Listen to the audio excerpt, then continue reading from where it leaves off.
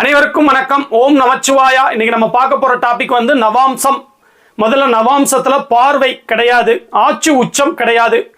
ராசி கட்டத்திலே நவாம்ச கட்டத்திலே ஒரு கிரகம் ஒன்னா ஒரே வீட்டில் அமரும் போது வர்க்கோத்தமம் அடையும். வர்க்கோத்தமத்தை பத்தி நம்ம இன்னைக்கு வந்து நம்ம பார்க்க போறது இல்லை. நவாம்சத்துல வந்து சுப வர்க்கம் அப்படின்னு சொல்லக்கூடிய வர்க்க மேன்மை உண்டு. இயற்கை சுபரான குருவோட வீட்டில் உட்காரும் போதும், சுக்கரனோட வீட்டில் அடையும் போதும், புதனோட வீட்டில் அமரும் போதும் சில வலுவை வந்து ஜாதக ரீதியாக வந்து கிரகங்கள் அடையும் அப்படிங்கிறது தான் உண்மை. அது எப்படி அப்படிங்கிறத பார்க்கணும். முழுமையான முழு சுப கிரகமான குரு அவருடைய மூலத்திரியோணம் அடையக்கூடிய தனுசு வீட்டில் கிரகங்கள் நவாம்சத்தில் அமரும் போது 100% வலிமையோடு இருக்கும். அதுக்கு ஒரு 100 மதிப்பெண்கள் கொடுக்கலாம். அதே அவருடைய குருவோட விடுதி வீணான மீனத்தில் வந்து 80% வலுவோடு இருக்கும். அடுத்து இரண்டாவது இயற்கை சுபரான சுக்கரனோட மூலத்திரியோணம் அடையும்.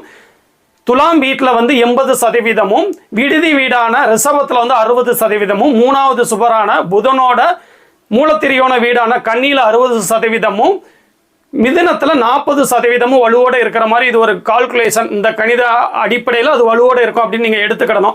மற்றபடி ராசி கட்டம் தான் இன்னைக்கு வந்து பிரதானம். அதாவது ராசி கட்டத்தில் ஒரு கிரகங்கள் வந்து நல்ல நிலைமையில இருக்கும்போது நவாம்சத்தில் இந்த மாதிரி சுப வர்க்கம் இந்த வீடுகளில் அமரும் போது ஒரு எக்ஸ்ட்ரா வலு தான், ஒரு எக்ஸ்ட்ரா வலு கிடைக்கும் அப்படிங்கிறத தெரிஞ்சுக்கோங்க.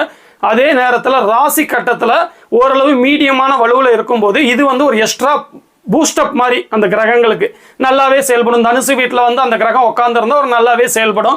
அதே நேரத்தில் ராசி கட்டத்தில் ராகு, அமாவாசை, சந்திரன், சனி இவங்களால பீடிக்கப்பட்டு பாதிப்படைஞ்சிருக்கிற கிரகங்கள் நவாம்சத்தில் தனுசு வீட்டில் உட்காந்துருந்தாப்புல நல்லது செஞ்சிடாது. அதோட தசா காலங்களில் கண்டிப்பாக கெடுதல் பலன்கள் தான் நடக்கும். எந்த விதத்திலையும் வந்து தனுசு வீட்டில் நவாம்சத்தில் அது அமர்ந்திருக்கிற காரணத்தினால ராசி கட்டம் மாற போறதில்லை, நல்ல பவர் வந்து அதுக்கு கிடைக்காது. இது மெயினாக எதுக்குன்னா, ஒரு ஜாதகத்தில் அதிக சுபத்துவமாக உள்ள கிரகங்கள் அதோட அடிப்படையில் தான் அந்த மனிதனுக்கு வந்து எண்ணங்களும் தொழில்களும் இருக்கும் அப்படிங்கிறது விதி.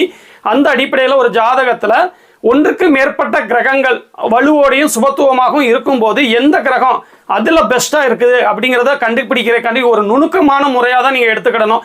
உதாரணத்துக்கு ஒரு ஜாதகத்தில் வந்து குருவும் சுக்கிரன், புதன் இந்த மாதிரி தொடர்பை பெற்று சனி, செவ்வாய் 2 பேருமே அதிக சுபத்துவமாக இருந்தாங்கன்னா, அதே இடத்துல நவாம்சத்தில் வந்து சனி அவர் வந்து தனுசு வீட்லையும் கும்ப வீட்டில் வந்து செவ்வாய் இருக்கிற மாதிரி இப்படி வச்சுக்கிட்டீங்கன்னு வச்சுக்கோங்களேன். அப்போ வந்து என்ன ஆகும்னா, தனுசு வீட்டில் உள்ள சனி தான் வந்து அதிக வலுவோடு இருக்கணும் அப்படின்னு சொல்லி நம்ம முடிவுக்கு வரணும்.